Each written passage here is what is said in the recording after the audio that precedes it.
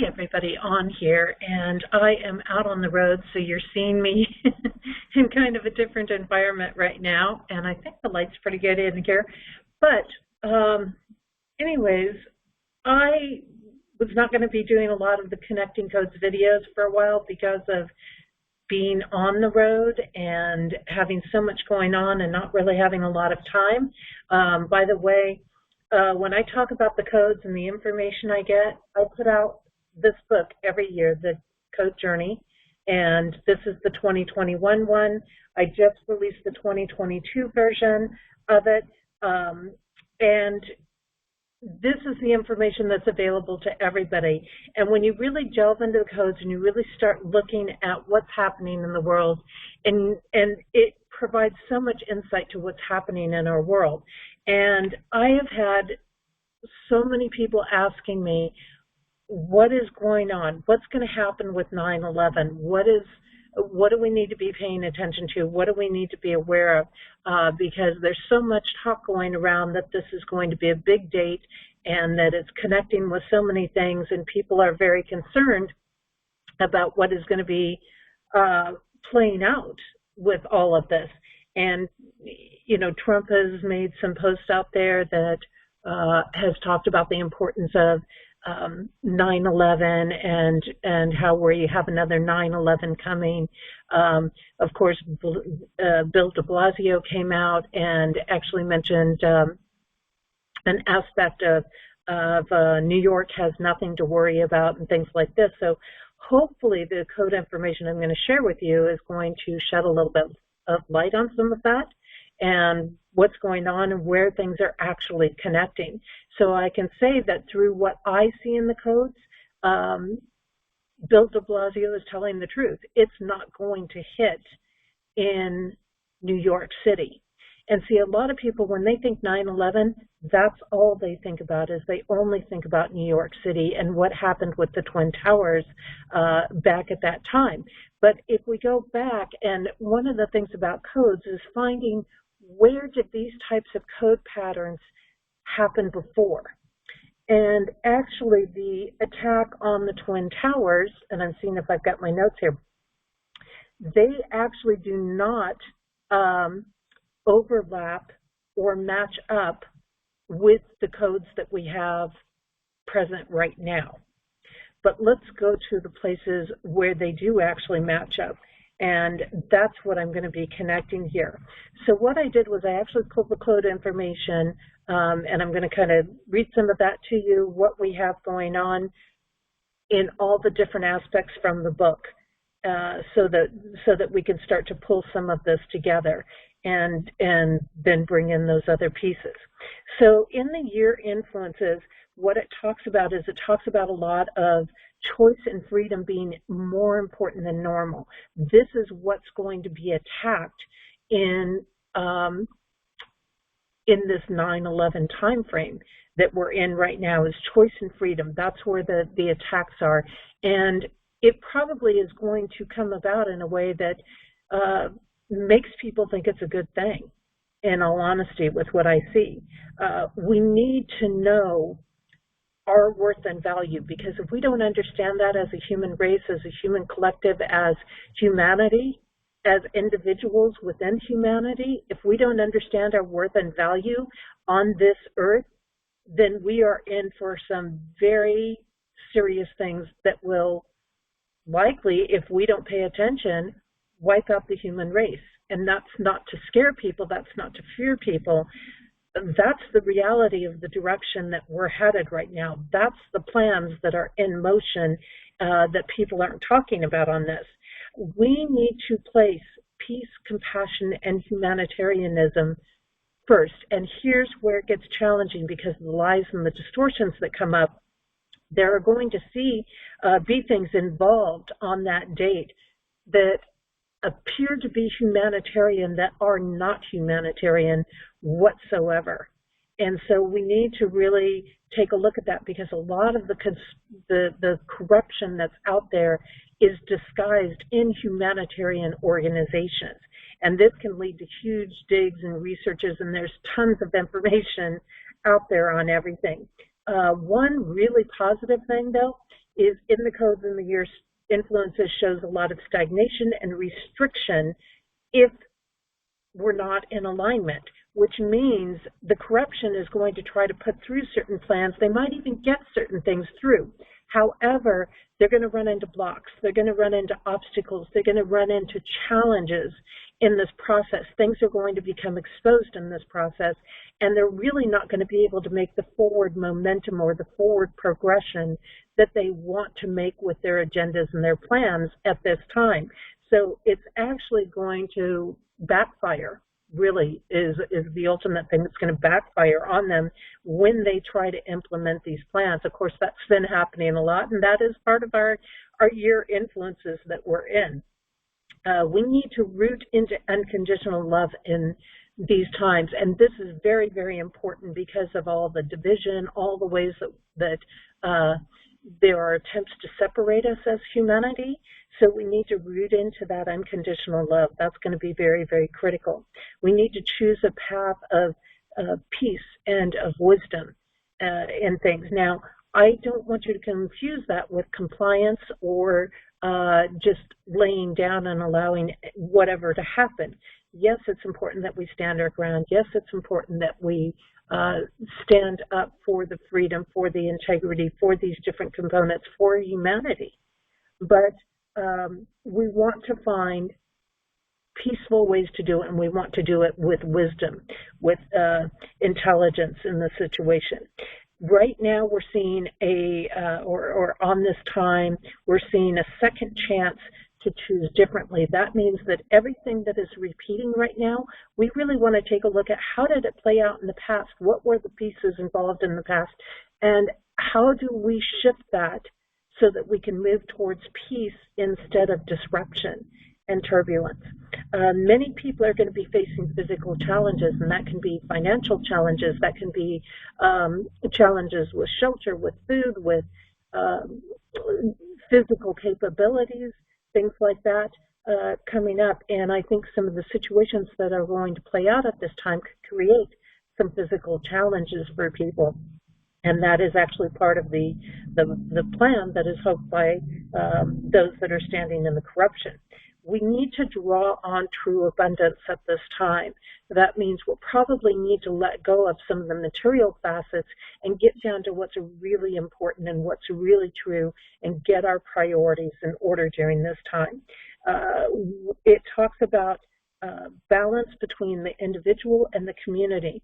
That means that neither can be totally sacrificed for the other. That means that we cannot give up all of our individual rights in the name of what's best for the collective. We have to find the balance in there. This is very, very important, and they're going to try to disrupt this. They're going to try to throw this balance off and convince people that they have to give up their individual rights, that the individual doesn't matter, that it has no value, that it has no worth, that it is not abundant, that it has nothing really to give in our world per se, and that only this collective matters. Well, we've got to understand that the collective that they're talking about is not the collective of humanity. The collective that they're talking about is their own little elite circle of people who care really nothing about humanity whatsoever and are on a very destructive course under the guise of trying to make people believe that they're doing positive things in the world or helping the world. So we have to be very, very careful of this. Our starseed energy over the 9/11 date talks about there being heavy responsibilities. We cannot walk away from making wise choices. We're going to have to make our own choices, and we cannot just ride with the collective on things during this time. We've got to stay true to what our true responsibilities are, which is holding this divine presence in the world. We've got to stay true to that. We need to stay out of our addictions and escapism patterns. This is very important. You know, working on your own is one thing, but escaping is another thing. And those addictions and that desire to escape, to just make the pain go away, to make things, to not want to deal with the harsh aspects of life, is only going to lead us into greater trouble. And it's not going to take us anyplace favorable once we go down that path. And they are relying on people not wanting to deal with things. They're relying on people, turning to their addictions so that they will become weak and controllable. So this is very, very important. We need to lead from a place of peace and compassion right now, and leaders in the world need to do this. If they do not do this, they are going to fall. And this is part of the backfire that I see happening. They're going to fall from power. We're going to see a lot of power plays going on at the 9/11 time frame. It's very much in that. And the fall will come from the inner circle.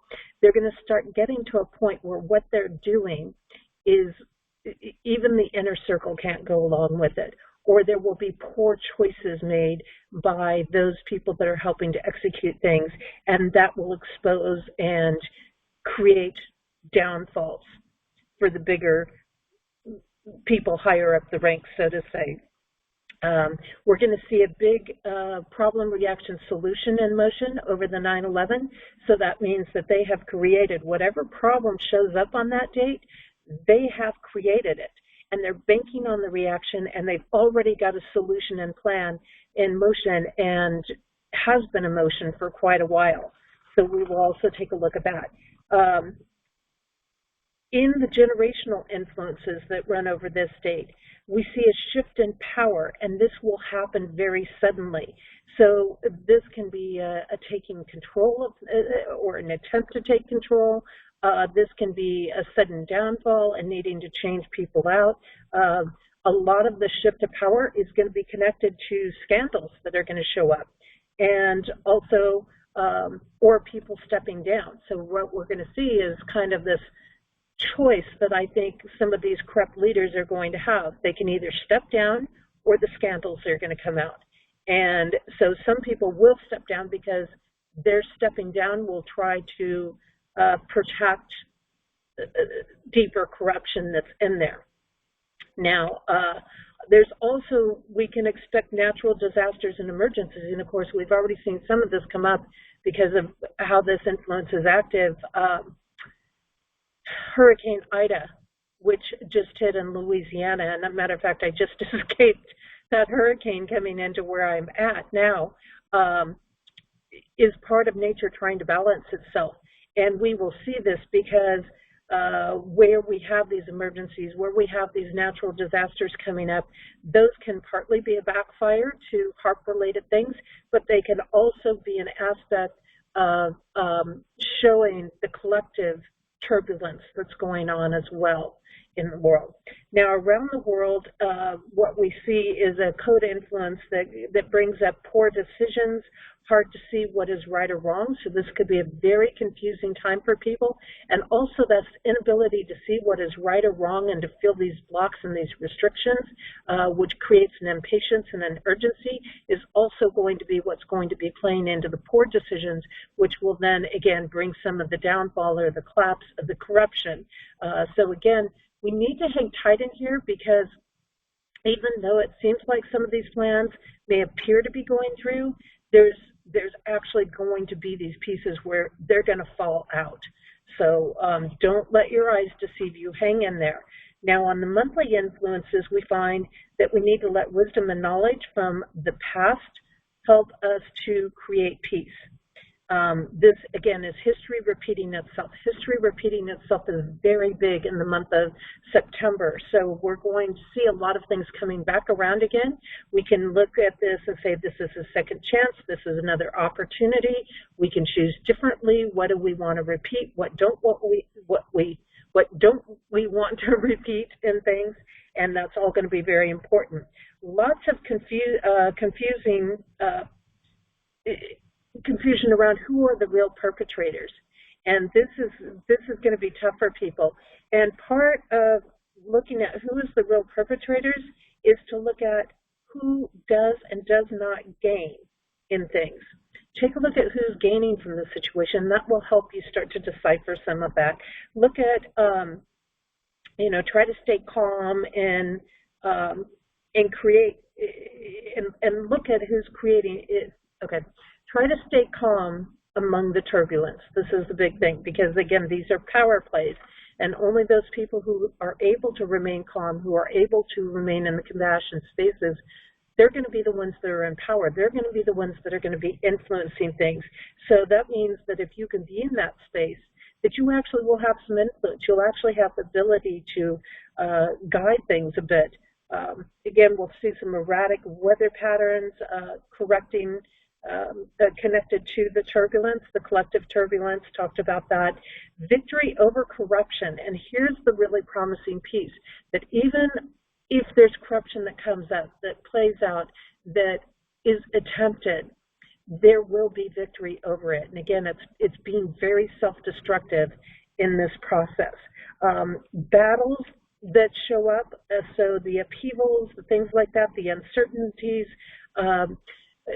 what we want to do, again, is stand in truth and integrity. Keep working on getting through that, because that's where the victory is found, is by standing in truth and integrity.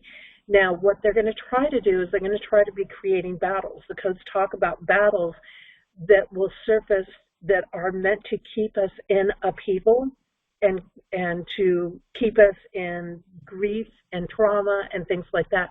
So they're going to continue trying to play that out throughout the year. So they have to keep having these events. They have to keep having these things that they've created in order to keep us in that space, to keep us divided. And we need to not play into that. We need to not fall for that. Let's see here. We want to remember that the soul's path provides choice and not control. So the way that they try to play this or spin this is that we're doing this for your good. And we need to come back to say, no, what's for our good is choice. The path of the soul includes choice, not control at all, not governing things, not turning over our power. So keep that in mind. Our angel influences during this date, over the 9/11 date, warns us not to turn over our power. Okay, that's very, very important. So even if you see things happening among world leaders, it's important as individuals that we do not turn our power over. We need to be able to stand up for that freedom, for that choice. We could see, let's see here. Power, freedom protected. We are protected when we implement divine wisdom. So divine wisdom comes back to truth and integrity and standing in that compassion, things like that. Corruption fears accountability. And so what we will see happen on 9/11, any events that happen on that day, is coming out of fear. And it's going to basically be a cover-up for not being accountable, for other acts of corruption, for other things that they're doing, for not standing in the integrity and the truth. And this will be used to try to mask their mistakes. So the corruption out of fear will create whatever event is going to happen, whatever is going to go down exactly, to try to distract us, to try to mask some of the other things that they've done, the mistakes that they've made, things like that along the way. Now, the day influences for September 11th shows challenges for most. So that means that whatever may happen is probably going to affect most or all parts of the world. It's going to have a focus on transformation and healing. And we want to keep that focus in that direction and not allow ourselves to get broken down, not allow ourselves to get defeated. It's an opportunity, but it's not necessarily an easy opportunity. We need to be careful about traveling. If you don't have to travel on that day, you're better not to, especially like international type travel or big traveling. It's a good time for completing things, and it calls for us to not give up. Don't give up. You might be tired from the battle and you might want to just throw it in, but you don't want to give up in this process of things. We have the opportunity to have it all, and that is also what the corruption is shooting for, is they're shooting to have it all as well. And so this is going to be a big day because they believe that whatever they implement on this day is going to open the door to allow them to have it all. And that is part of why this date is coming up so critical right now. There can be attempts to block successes or to get people to bargain, and it's important that we don't settle, that we don't do that bargaining game, in there, because those attempts to block successes, it's all about getting us to break down.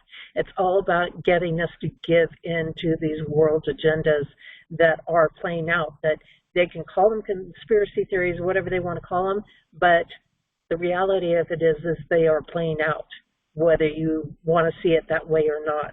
They are playing out. It shows a lot of lies, deception, manipulation are abundant on that day. So it's going to be very hard. We're not going to be able, not that we can necessarily trust the news anyways, but we're especially not going to be able to trust it that way, because they will be, again, selling an agenda. They will be trying to sell certain things and using that event, whatever happens on that day, to manipulate us in certain directions and to, again, bring in the solution of things in that problem reaction solution model. Remember, God does not test us, but corruption does. And that's a big thing when we're trying to figure out what is and is not, true, what is and is not working with things. So some of the events that I pulled that have the same code patterns, and they're going to come into play, is Benghazi. And it's interesting, we've heard a lot of talk about that, right? They're talking Benghazi 2.0, and pretty much Afghanistan has become a Benghazi 2.0 when we look at it. This falls into the same pattern. So what do we have? In the Benghazi attacks, we had assassinations on the U.S. compound and a nearby CIA annex. Now, this is very, very interesting. During that time, there was a death of the U.S. ambassador, and that ignited pretty much a political firestorm in the U.S. at that point. So when you look at that, again, we can have the disruption in another country and have it be a huge upheaval within our own country here in the U.S. or even other countries, but pretty much we have the U.S. as the big players. So here's an interesting piece, though. At that time, the person who was overseeing the U.S. embassy over the Benghazi attacks had just come in the year prior. Well, very interesting, the person who oversees our U.S. embassy came in last year. We're going to see the past repeating itself a lot where it's connected to Benghazi. They also had this the CIA annex nearby. Well, what's very interesting is on August 31st, when they closed out, pulling out of Afghanistan, and they said, okay, that's it, we're done, we're over and done with. The U.S. embassy actually moved to Doha, Qatar. So that's kind of interesting, because that same kind of a move happened back with Benghazi as well. And what's very interesting is over at Doha is also where there's a CIA annex. And you may have seen that if you watch the news, and they showed Biden, and they accidentally showed all of the screens. Nobody was in the room with them really, or at the table with them, but they showed the screens, and they showed where the CIA people were. Well, it's interesting because the attacks happened on that CIA building in Benghazi. Well, what do you think they were doing? Do you really think that that was just an accident that they happened to show that? No, absolutely not. They were showing where the CIA was so that they could show where the attacks needed to be made. It wasn't an accident at all. This was completely deliberate in there. So we have that. We have these people that have come back in. There's a team being led by Ian McCrary. And we have also manifest texts and calls will expose corruption and Taliban ties. Now, this is very interesting because I bring this up because it was actually the email messages between Hillary Clinton that exposed the Benghazi stuff. And so what we're finding too is there have been some texts and phone calls and things like that that are starting to surface to expose the corruption and the connections to the Taliban, and showing where a lot of this stuff has been set up in Afghanistan. So that's going to be very interesting. In Benghazi, the first attack was to the embassy. Now, when we look at the current things that are playing out, the past repeating itself, they overtook the U.S. embassy there in Afghanistan, in the Kabul area, and now that got moved. So will we see a fire to the U.S. embassy over there at Doha? Maybe. Maybe that could happen. The second and third on the CIA compound. So everything's right there. They don't have to go very far to do this repeat of things playing out again. And, you know, again, we have the CIA compound at Doha, and it's interesting that the embassy, again, just moved there as we departed everything. So it is Benghazi 2.0. You know, no doubt about that. But what else plays into the past repeating itself in the code patterns? Another thing that plays out, and by the way, Benghazi was on 9/11. It was 9/11/2012 that the Benghazi attacks happened. On 9/11, also in 2012, was a credit rating was at risk due to debt. And we're seeing the same thing play over again. At that time, on 9/11/2012, it shifted from a AAA rating to a AA+ rating. We're headed in the same direction right now. So whether that actually hits on 9/11 or not, I don't know. You know, but it's going to be something that's going to be interesting to see, because what we have had as of July 31st of this year, 2021, our credit rating AAA, we're holding the AAA rating at the moment with a negative outlook. In other words, it's already started the decline, and it's already taken a step down. So even though it's still holding that AAA at the moment, it's 1 foot into dropping down to the AA+. So this is an interesting thing. Then the third thing, which happened on 9/11/2003, is the Cartagena Protocol on biosafety came up. And let me actually shift over to my shared screens. Give me just a moment here. I want to jump into one thing before I get into the Cartagena Protocol on everything. And let me open up my shared screen. I don't have to worry about. Okay.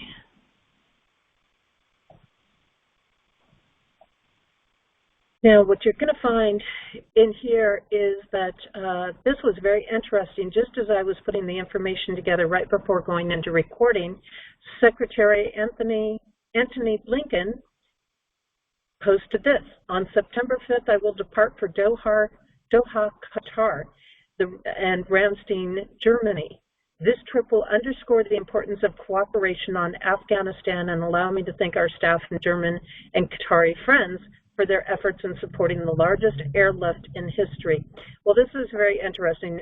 I won't get into all the details on this, and we know there's all kinds of conflict about how they got people out and all the people that are still there sitting in Afghanistan trying to get out, how some private groups have gone in to do rescue efforts for those people who have been trying to get out for weeks and were not allowed out by our government, and our government didn't help them. And so what's interesting is Doha, Qatar. So right there, right before 9/11, and didn't we see this happen in Benghazi as well? This is a repeat.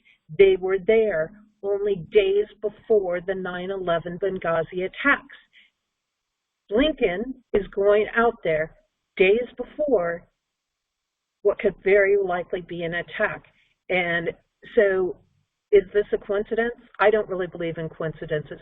I think that this is more about setting up and finalizing plans that are going to go down there. So I really think that this, again, is the 9/11 we're talking about, not a 9/11 like we saw in New York City, because those code patterns don't match the code patterns of this 9/11, but the Benghazi code patterns do match. The credit rating does match. And when your credit rating drops, you have to have an event that's equivalent to something like Benghazi to get people to not pay attention to what's happening. And that also then goes on to be the catalyst for what brings us into the Cartagena Protocol on biosafety. Now, we're always hearing about this whole aspect of global warming, climate change, all of these things, and we know that most of this is BS. And yet, you know, these organizations have been around working with things like the UN and stuff like that. And so when we start to get into biosafety on this protocol, this grouping, this board, whatever you want to call it, really entered in to things. Let's see here. They were created in January of 2000, and then they entered into this to force on on 9/11 of 2003. So also matching up our current code patterns, also showing history repeating itself. Now, they just had a meeting on September 3rd in there, and again, this is a landmark. Now, they regularly meet every year to talk about different things that are happening. There's so much with this, I can't even hardly begin to touch on it. But basically, if you've watched any of the conventions on biological diversity, it's very strongly connected to Agendas 2030. It's very strongly connected to heralding in the New World Order. It's very strongly connected to global rulership by the elite, banking families, things like this, moving everybody into that completely controlled system, doing it under the pretense of this is what we need to do for our Earth. And this is a very, very dangerous thing, because there's so many people that do not understand the underlying language of what they're using, and they'll look at things and they'll say, oh, well, this is all good stuff. This is all about helping our environment. This is all about making sure everybody has enough food and this and that. No, it's not. It's about control. It's about running your life, telling you where you can live, and it even goes into connecting with something that was put out as a kind of sci-fi thriller aspect movie, which we're actually starting to see play out through these agendas and through this organization, which is Soylent Green. So if you don't know about that, look it up, and you'll find it come up as a movie kind of aspect, but we're actually seeing this in motion. And one of my earlier videos for the Connecting Codes channel, I actually did and brought up about Soylent Green and how that has actually started to play out already. So when we get into this, and they get into the discussion of their meetings, particularly over the past 2 weeks here, you know, now let's look at, you know, their framework on things here. This meeting, they say, helped advance work on a global biodiversity. Now, remember, you've always got to watch this terminology, global. This is usually not a good thing. You know, they use this to try to make everybody believe, oh, look, we're all working together and united and stuff like this. No, when you see this global stuff, this is a network. This is a network of corruption, basically. So a lot of what is attached to that terminology is connected to a worldwide corruption network of different organizations and governments and things like that. And so they claim that this is geared towards reversing nature loss in the next decade and safeguarding the health of the planet. Okay, but there's a lot that they don't tell you that's involved in that. And as they get in here, they talk about a lot of negotiations are going to start resuming in January of 2022, and that's only a few months away in here. So they're really trying to do this. They're already putting things through this fall in things. They're looking at meeting in China, China in May of 2022. That's a big target for them. Why China? With all the corruption, with all the turbulence that is connected with that, and actually this organization has a strong connection to the CCP. So that's something else that you want to keep in mind. Let me see here. On here, they went into recess on the 3rd of September 2021. Following things they talk about over the past 2 weeks, governments together with a broad range of key stakeholder groups. Do you understand this piece of this? Because stakeholder groups engaged in in-depth discussions with governments. Okay, what we're talking about is, this is where they always say, oh, look, we're engaging the private sector, blah, blah, blah, blah, blah. Well, this is really about being told what they're going to do from people who are funding them. And we know that those fundings are coming down from the likes of Soros, they're coming down from Bill Gates, people like this. And these discussions that they're talking about, these stakeholder groups are basically saying, this is our goals, these are our targets, this is what you're going to do, and you know, this is your framework to work in. And they call it ambitious and transformative. Well, you know, transformative is not necessarily a good thing when these are the people that are talking about transformation, because their transformative is not necessarily a positive thing. It is, again, about shifting all of society to come more into their control. And when you really start to get in and delve into this, you'll see this. They envisage a framework that is truly global in nature and embraced by all segments of society. Okay, right there, that's a big concern of this aspect. Embraced by all segments of society. This actually ultimately is going to be about, you will have no choice. Either you do what we want, or you will not be a part of society, or you will be removed from society, these types of things.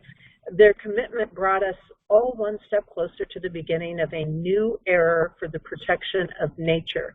Okay, well, this, again, is not about nature in the sense of land or earth, like they want you to believe. This is the protection of their little 1% elite collective that they have in here. They talk about meeting expectations in here. Participants demonstrated their approval of the draft that they have out right now, making genuine progress by remaining fully engaged. So, you know, this is where they've got people in all these different organizations and collectives and things like that engaging. Well, here's one of the big things that caught my attention on here is this UN symbol. So right here, you understand that this organization is not just an organization that, hey, we're going to do some nice things, we're, you know, just going to look out for the environment and stuff like that. No, they're run by the UN. They are a branch of the UN in a sense. They are connected fully to it and overseen and told what to do. They are working for the UN. They are not an independent thing. They are working for China in these organizations. And I know a lot of people like to think that the UN is really a good organization and they do all this good in the world. That's what they want you to believe.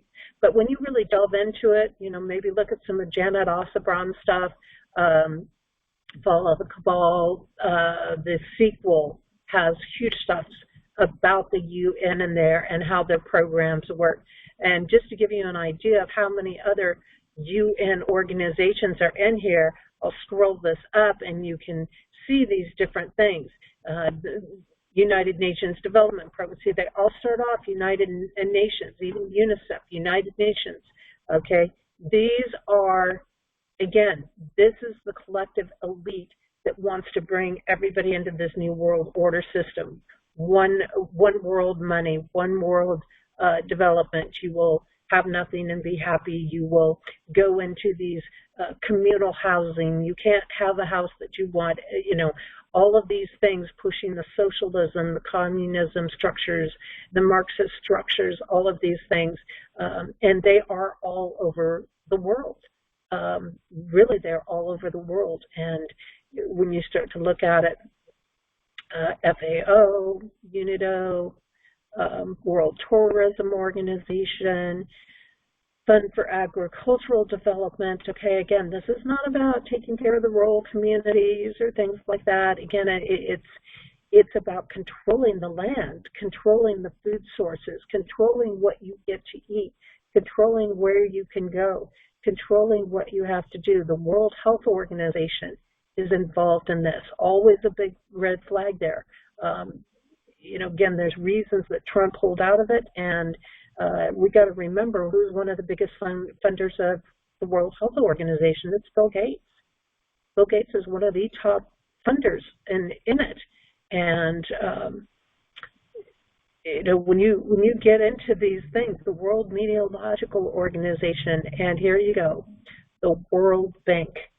Okay, World Bank headquartered in Washington, D.C., and if you think the World Bank actually focuses on reduction, you are not with what's happening right now. That's all I can say, because the World Bank doesn't give squat about focusing on poverty reduction.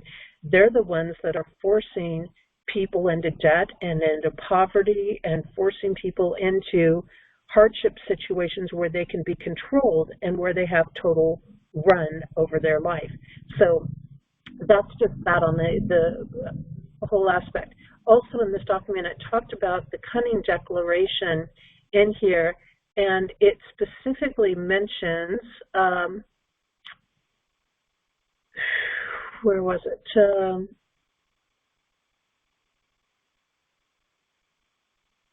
Specifically mentions the 15th,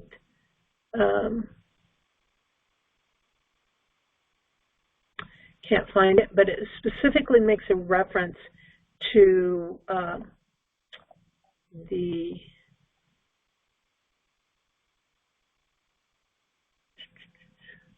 the 15th one of this, 15th part of this. Nope, it wasn't the 15th part of this. I must be thinking about another piece of it. Anyways, if you get into this, the Cunning Declaration is towards an ecological civilization. Now, this connects in with 2030, a shared future for all life on Earth. Oh boy, doesn't that just sound, amazing in there. But when we start to look at it, the Cunning Declaration, ecological civilizations are these little bubble cities, basically, and you don't own anything. You have to rent everything. You're only given certain things, and you don't get to pick what brands. You don't get to pick how healthy. You don't get to. Everything is issued to you. This is 100% controlled system. This is in motion. If you're not familiar with Agenda 2030, I suggest you look it up, because there's a lot more to it that is about removing the rural communities completely, altogether, cutting them off, things like that. But they talk about here, we the ministers and other heads of delegations having met in person in Cunning Union Province, People's Republic of China, and remotely on October 12th and 13th. So this is coming up. This is going to be coming up in about a month and a half, 2021, on the occasion of the United Nations Biodiversity Conference. That's when their conference is happening, and at the invitation of the government of the People's Republic of China. You see again who is behind ruling how things are going to go. The People's Republic of China, okay, which is connected to the CCP. So are you starting to see some of the dots connect here? They're recalling the relevance of the 2050 vision. See, they call it a vision. Those of us who know the truth of what's happening call it an agenda, because that's really what it is. It's their vision, but it's an agenda against humanity. And they like to call this living in harmony with nature, emphasizing the biodiversity and the ecosystem functions and services it provides, support all forms of life on Earth, and underpin our human and planetary health and well-being.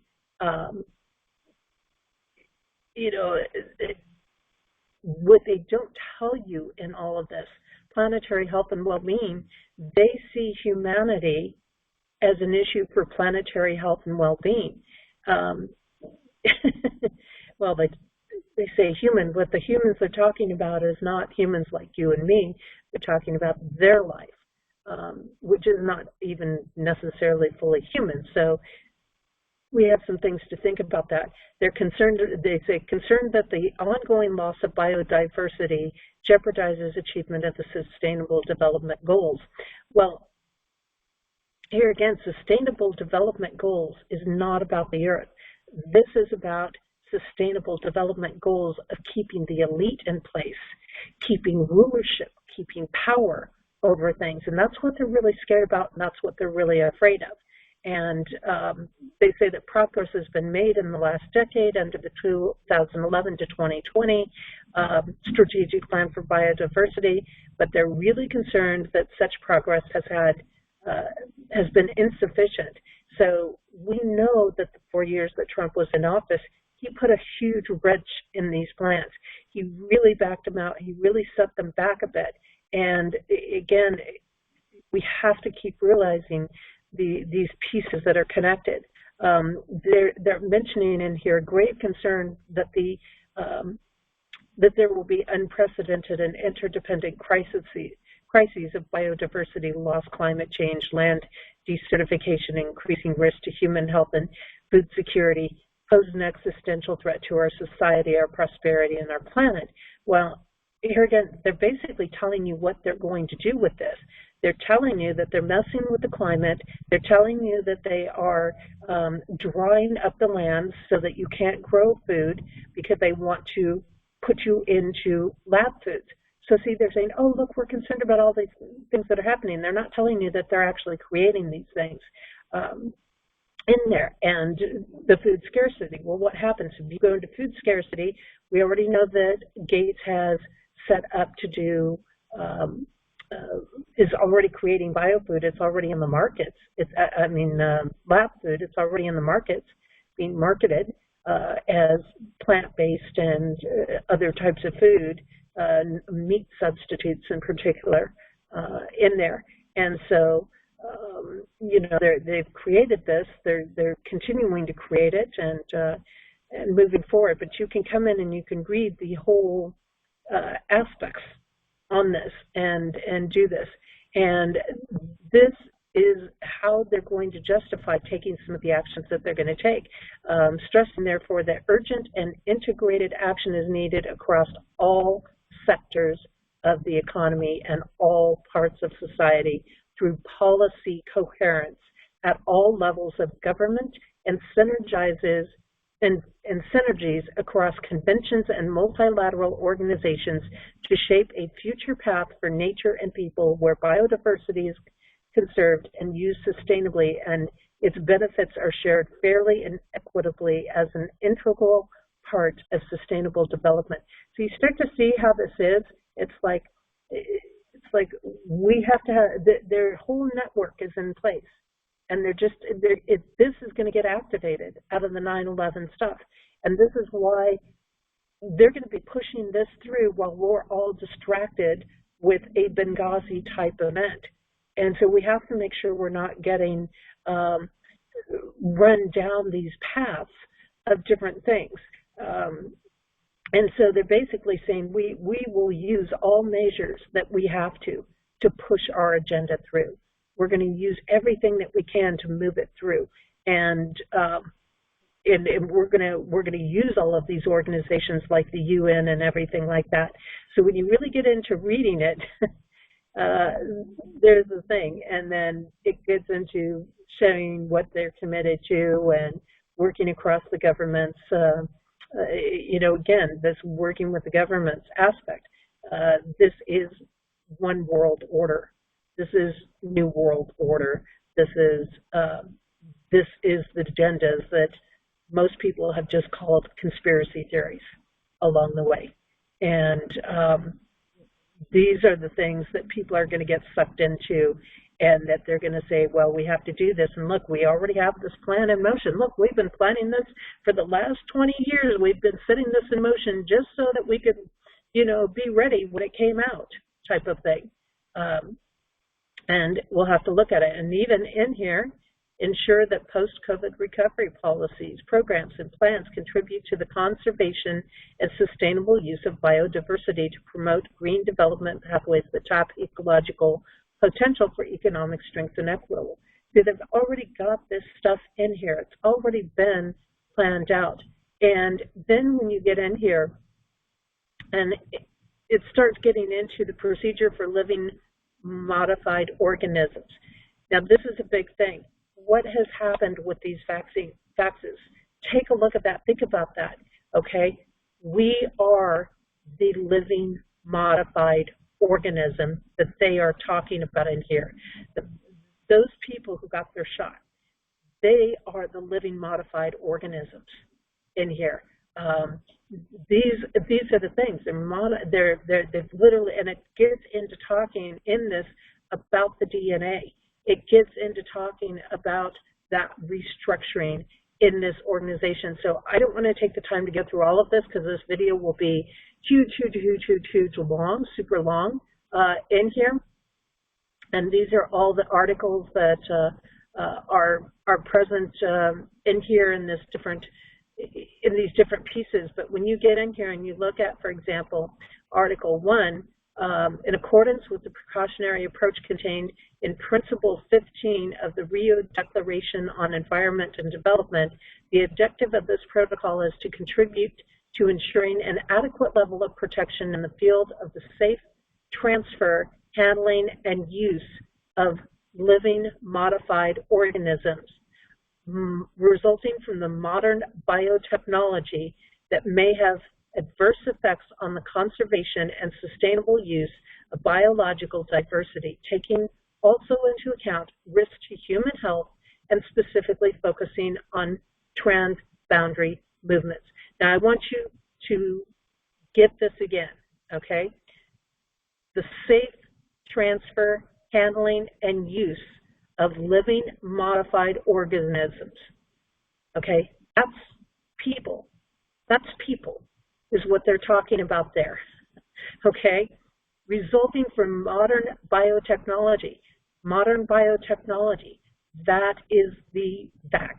That's the shot that they put out that may have adverse effects. So they're talking about this. We're going to monitor. They're already saying there could be adverse effects from this on our environment, on the world, on different things. They're wanting to monitor this. They're planning on shipping people around, human trafficking aspects, but in a whole different source.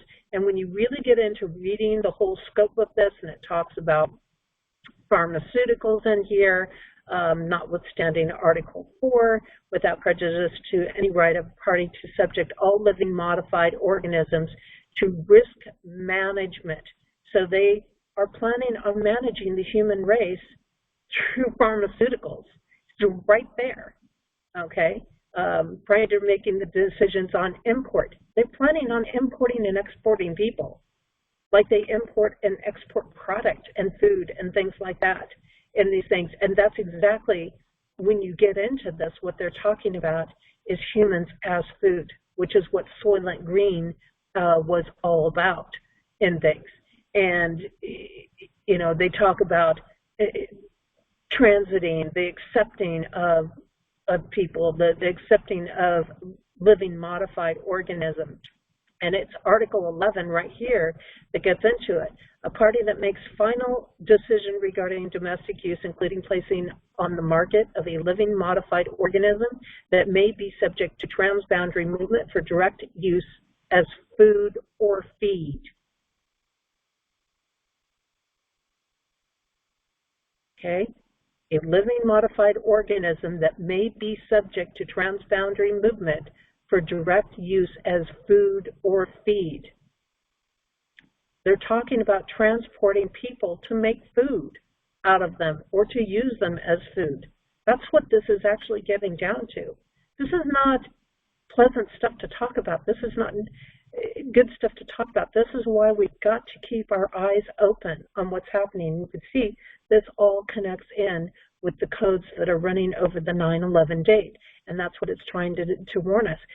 Stay in the focus. Stay in where you really need to keep your attention, what your priorities are. When you give up your freedom, whether that is through a shot, whether that is through other things, whether that's because you want to escape from the unpleasantries in the world, this is what you're moving into. This is what they're trying to roll out. And they've got plans to complete this by 2050. Now, there's all kinds of points. They plan to have sustainable communities up by 2030. That's not that far away.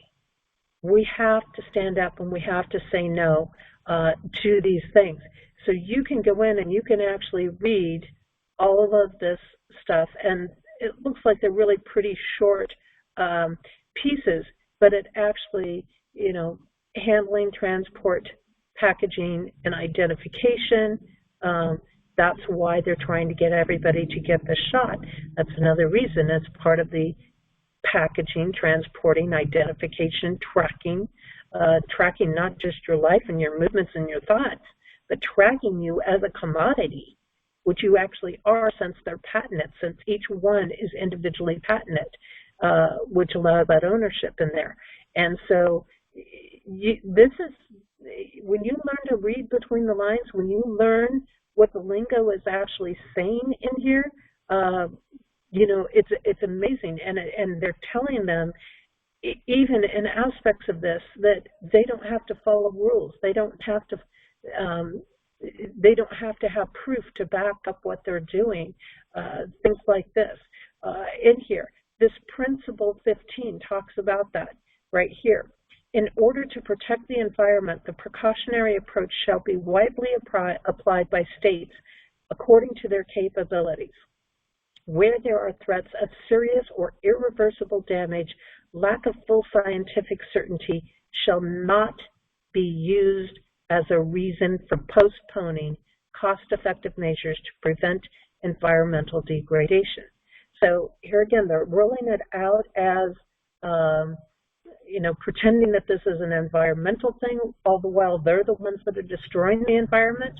And where they talk about where there are threats or irreversible damage, okay, this is the cover-up that the codes talk about, okay.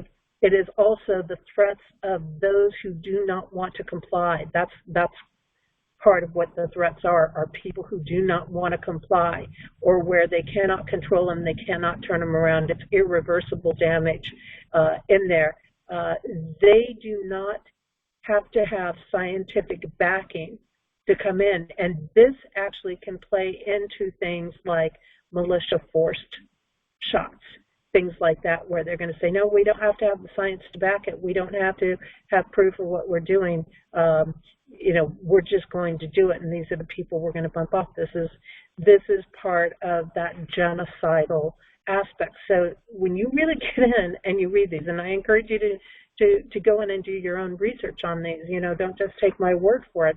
I'm just showing you what's there and what we have to watch out for. So when we look at the 9/11, what we're probably really looking at is something happening over in Afghanistan that's going to be very similar to Benghazi, and then that is going to open up, and this is an event that's being created to cover up the debt aspects that is going to create a credit rating fall, and it is going to be used to distract people from the implementation and these things that are going on. So we really want to keep an eye on these things and not let ourselves be distracted from all of this. So that is really where it is, and I'm going to bring my screen back in and stop the share on this. There we go. So that's it. That's my 9/11 perspective.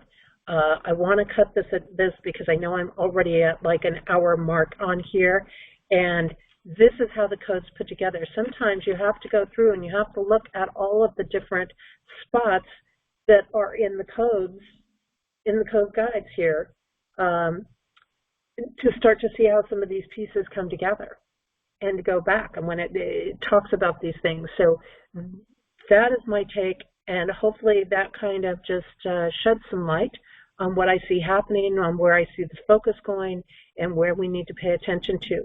The key always with the codes reminds us it's up to us to operate in compassion. It's up to us to operate in unconditional love. It's up to us to really consider humanity and to not be choosing between the collective or an individual.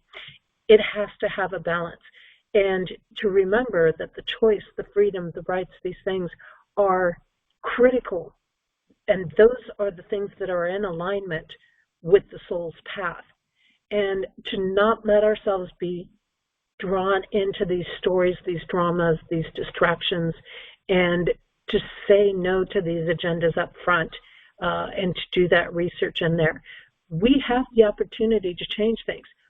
The codes show that the plans can be foiled. The codes show that we can move ourselves in a better direction, but we've got to see the strength to make the breakthroughs. We've got to stand strong among the turbulence. We've got to look to those leaders who are compassionate, who are working in alignment and not just telling us things and then not doing them and not following through and actually going in these other directions. So you've got the tools there, you've got the resources there, and I highly encourage the book, of course, not just because I wrote it. I use it all the time because there's so much insight in there to show us what is behind what is happening and where to keep our focus. And the 2022 book, again, is out. You can get it on my website, compassioncodes.com. Go to the Goods tab, and on the Goods tab, you'll see the code journey, and you'll see the links there. If you want to explore it for yourself, I have actually made the 2021 version through Smashwords available for free. You can go and work with it for the rest of the year, and then if you like it, you can go ahead and make your purchase on the 2022 book from there. So that's it, everybody. Take care, and I don't know when I'll be seeing you again because it is busy here from the road. It's busy doing the speaking engagements and traveling and touring and doing all of these things, and then, of course, once I get back, I'll be back to writing. So that is it, and who knows when we'll be touching base again soon.